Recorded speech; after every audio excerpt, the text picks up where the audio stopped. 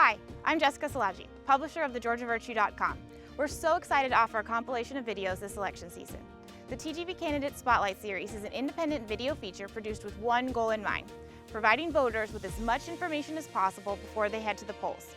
There's no agenda, we don't make endorsements, and we aren't beholden to any giant media corporation. The series is produced thanks to our advertisers and the generous donations made to the TGV Sunlight Fund and communities we cover. We extended an offer to all of the candidates seeking office this year, and to ensure the integrity of the questions and in fairness to all the opponents, every interview was recorded prior to the release of the videos in that race. For that reason, candidates who did not agree to an interview prior to the air date for their race will not be featured in this series. Thanks for tuning in, and don't forget, you can find more content on this election cycle and much, much more on thegeorgiavirtue.com.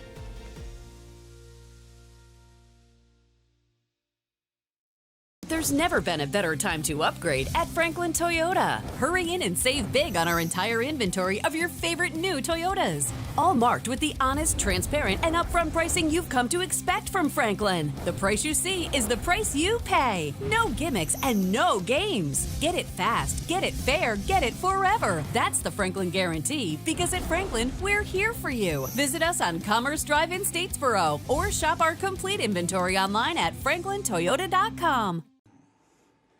Today we're chatting with Bulloch County State Court Judge Joseph Cushner, who's running for re-election this year. Thank you for taking a few minutes to speak with us today. Absolutely. Thank you for having me. Starting off, why don't you just tell us a little bit about who you are and your family and your ties to Bulloch County? Sure. So I'm Joseph Cushner. I'm the judge of the State Court of Bulloch County. I've been the State Court judge for a little over 2 years now. I'm married to Leslie, who's also an attorney in town. We've got 2 daughters, Ella and Charlotte. I'm born and raised in Bulloch County. I've lived here all my life. I met my wife in law school, and after we graduated, we were deciding where do we want to live and what do we want to do with our lives. She had a job lined up in Atlanta, and I had an opportunity to come back to Statesboro to work. And we decided that Bulloch County was where we wanted to live and where we wanted to raise our family. So we moved back to Bulloch County. I started working as a prosecutor.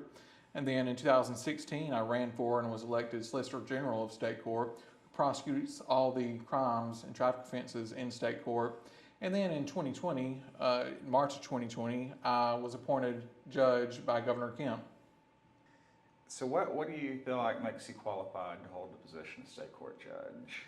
Well, one of my top qualifications is the fact that I've been doing it for 2 years. I've been vetted by the citizens of Bulloch County when I ran for a state court solicitor. I've been vetted by the Judicial Nominating Committee when they put me on the short list to send to Governor Kemp, and then ultimately being selected by him. So I've been vetted on multiple levels for this job and have met success at every point. I've got the right background for the job. I've worked exclusively in state court since the end of 2016. No one knows or understands state court and the process better than I do. We've kept it running for the past 2 years throughout COVID. We've kept our cases moving. We've kept our backlog low, and that's because of hard work and also knowing the process from the inside out. Can you tell me, I mean, you've touched on it a little bit, but describe what you do as a state court judge. And fortunately for me, basically every day in state court is a new day, is a different day. You're always doing something different. We have court 2 to 3 times a week, so that takes up 2 to 3 days. Usually we're in court from around 9 o'clock to 3:30 or 4, so we put in a full day's work. Then on days that we don't have court, there are various administrative tasks to be done, creating calendars, dealing with county commissioner, and just the basic administration of the office. So on days that I'm in the office, there's those administrative tasks. Also, in state court, being the judge, I'm the one who's writing all the orders on all the hearings that we have.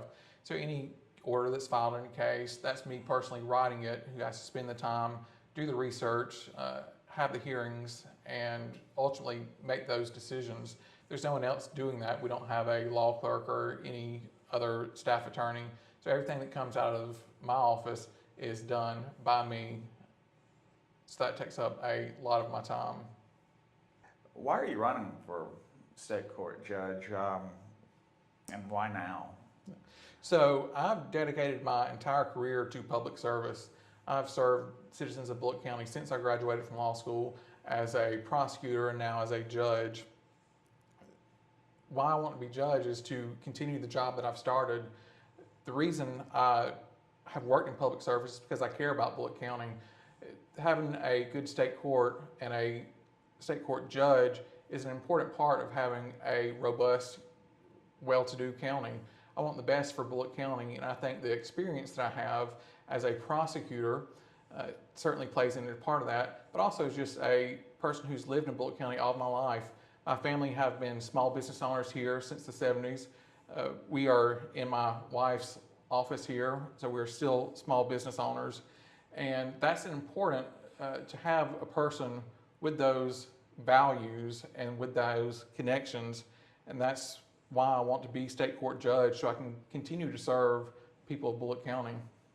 So you were appointed as state court judge by Governor Kemp. Obviously wanted the job. A change in the administration from an appointment varies slightly from a change in administration through an election or following an election. Can you kind of talk about the transition from Judge Michael to yourself? Yeah, so I worked under Judge Michael, or not under, but along with Judge Michael as solicitor for a little over 3 years. We worked very well together and we worked very closely together. He was the judge for 19 years and did a lot of good things for the state court of Bulloch County. He brought it from a part-time position to a full-time, very productive court. So a lot of those building blocks that he set in motion, I've continued to use. Now, I was sworn in by Governor Kemp on March 5th of 2020. I was expecting to come into a court that I knew almost everything about, a process that I knew almost everything about. But what nobody was expecting was on March 13th, just a few days after I was sworn in, we got the emergency judicial order from the Chief Justice of the Georgia Supreme Court, basically shutting us down, telling us we couldn't have in-person hearings, and everything that we had been doing for the past 50 years had to change. I was able to use the building blocks that Judge Michael left. We had always tried to be a more convenient court, a more efficient court than other courts. We have calendars spread out all throughout the day, so you don't have people coming for a court case at 9 o'clock and here 4:30, we haven't called your case yet. We schedule cases on the hour. That way, lawyers can go to their business and get back to their office. Victims can come without having their whole day interrupted. And even for defendants, we're dealing with misdemeanor crimes and traffic offenses. These are not people that are necessarily unproductive in society. They have jobs and responsibilities too. So we try to get people out as quickly as possible and as efficiently as possible so they can go about their day and stay productive members of society. What would you say some of your successes of your first term in office are? Well, a big success is just surviving at this point. Like I said, it was nothing like we expected it to be, nothing like anyone expected it to be. But we quickly transitioned to having virtual court.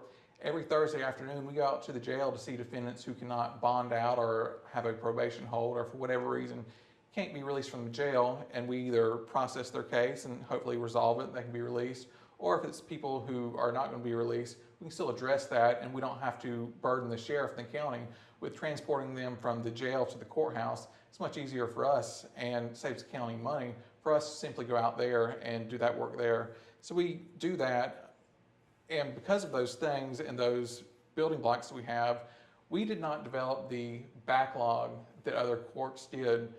We were having court yesterday, and about half the cases were already from 2022. That tells you a little bit about where we're standing. A lot of courts, I hear, are still having cases from 2018, 19, 20. We cleared those backlogs. We are moving on and moving forward, and that's because of the hard work that we put in during COVID. Well, that kind of leads into the next question. Do you feel like the courts in Bulloch County have recovered or fully recovered from the after effects of COVID, or? So for state court, I can say that we are fairly recovered. State court's a lot different from superior court. We're able to move our dockets more quickly because we're dealing with less serious offenses. But in state court, our criminal backlog is virtually non-existent. We're as up to date, I think, as any court. On our civil side, there is a little bit more of a backlog simply because we had to give priority to those criminal cases. But we are moving forward. We've had several jury selections this year, several trials, and the process is working, and we're on track to have certainly the criminal cases on track, but also the civil cases within the next 6 months, I think we'll be back to where they should be. So with Bulloch County being, because of the university being a lot of transient younger offenders, you have a lot of defendants that are hopefully one-time offenders. Is the court properly equipped to handle these youthful offenders or the transient population, or is there more that we could do? Yeah, so that's one of the rewarding aspects of my job, and why I like being in state court instead of superior court. You're dealing a lot of times with people who have made mistakes, made a few bad choices, and since you're dealing with misdemeanors, obviously it has not gone too far. There's nobody who's been seriously injured. There's nobody who's going to hopefully have lifelong consequences of a misdemeanor crime, of being a victim of misdemeanor crime. But it gives us the opportunity to hopefully nudge those offenders, those defendants, get their attention, know that the way you're leading your life is going down a bad path, but it's time to reshape that, refocus. In my sentences, I always try to give something that'll lead to a little bit of self-improvement, whether that's a drug and alcohol evaluation, a DUI MAD victim impact panel, family violence intervention program, a mental health evaluation, and following any recommendations. We see a lot of people who have problems in their lives that lead to these crimes, and we can address the crimes, sure, but we also try and address the root of the problem so we're not having that problem again in 6 months, a year, 10 years down the road. So we try to be an early intervention for people. On that topic, and it sounds like maybe parts of it are already in place, but a pretrial diversion program in state court, do you feel like that's something that is needed? So traditional pretrial diversion programs are run by prosecutor's office, not judge's offices, but we do have several avenues that we use to achieve the same results. There's a section in the law, it's OCGA 42-8-102B, which basically gives a judge discretion in a misdemeanor crime that you can have somebody come in, plead guilty, be sentenced, get probation, community service, maybe some of these classes that we've been talking about. It's something that can hopefully improve their lives. And at the end of that period, if they've successfully completed all the things that they were supposed to do, they haven't gotten in trouble, their case actually ends up being dismissed in the end and restricted, so it's not on their criminal history. And so that's something that the state court judge has the discretion to use, and we do use it often in state court because a lot of these people we're dealing with, especially young people, need to be held accountable, need to have some corrective action, but we're not looking for something that's going to follow them around their whole lives, prevent them from becoming productive members of society. We want to help them get the tools to become productive members of society, go out and get a job, hold down a job, raise a family, those things that can be interfered with when you go down that wrong path. So we try and make sure that we steer people in the right direction. How do you measure success in a judicial office like state court judge? So what we're looking for, what I consider success, is justice. Justice for victims, justice for defendants, and justice for the county as a whole. There are several metrics you can look at and several different things that affect justice. One thing is justice needs to be swift and quick. That's why state court was created, so we could address these issues more quickly than superior court, because we don't get stuck behind murder cases and divorces and child custody, things like that. So that's part of what we're looking for, is efficiency and making sure that people get their day in court. They get their day in court quickly. And I think by any measure, we've been successful in that. So Bulloch County has a long history of notable judges, and I think you touched on it a little bit earlier talking about the transition. But is there a particular judge that you could kind of model yourself on? Well, Gary Michael, the judge that I succeeded, I think had more influence on me as a judge and as an attorney than any other judge. He was a fair and impartial judge. I think everybody was happy to come before him. They knew that they were going to get a ruling quickly. Might be a ruling that they disagree with, but they knew that it was going to be his honest, best work. And that's the goal that I set for myself when I became judge, is to use those tools that he demonstrated and try to build on that. So I want people to come before me, know that when you're before me, you've got my full attention. We're not going to sit on your case for years. When it's time for a ruling, you're going to get a ruling, and it's going to be done quickly and thoroughly. So those are the kind of things that I think are important in a judge. Being state court judge is not really a high-profile position. Most of the time, there's nobody looking over your shoulder, seeing what's going on in state court. And that's why it's important to have a judge who has that integrity, who is willing to stand up for the rule of law, who is willing to do the right thing, even if it's unpopular, do the right thing, even if no one's looking. And I think those are a lot of the things that Judge Michael strove to do and did. And those are the things that I value for myself and the ideals that I stand by. Judicial positions like state court judge are nonpartisan. So can you share with people where they can cast a ballot in your race? Sure. We are nonpartisan races. This is, for us, a general election on May 24th. For the partisan races, it's a primary election. So when you go to vote, you'll have the opportunity to get a Republican ballot, a Democratic ballot, or a nonpartisan ballot. The state court race is going to appear on all three ballots. So no matter what ballot you pull in Bulloch County, state court judge is going to be there, and I'm going to be on your ballot and certainly would ask for your vote. Whether you're a Republican, Democrat, non-affiliated, these issues are not necessarily partisan issues, but they are important issues, and it's important to have the right person up there representing you, people of Bulloch County. Is there anything else that you'd like voters to know about you before they head to the polls on May 24? So I want voters to know that I've dedicated my whole career to serving the people in Bulloch County, dedicated my life to public safety and the administration of justice here. Bulloch County is where I raised my family, and I want to make sure it stays a place where you can raise yours.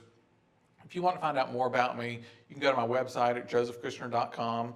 You can visit my Facebook page, Friends of Judge Cushner, or I think it's actually Judge Cushner, Judge Joseph Cushner. And also, you can reach me throughout any kind of social media. I'm glad to listen to any questions and answer what I can.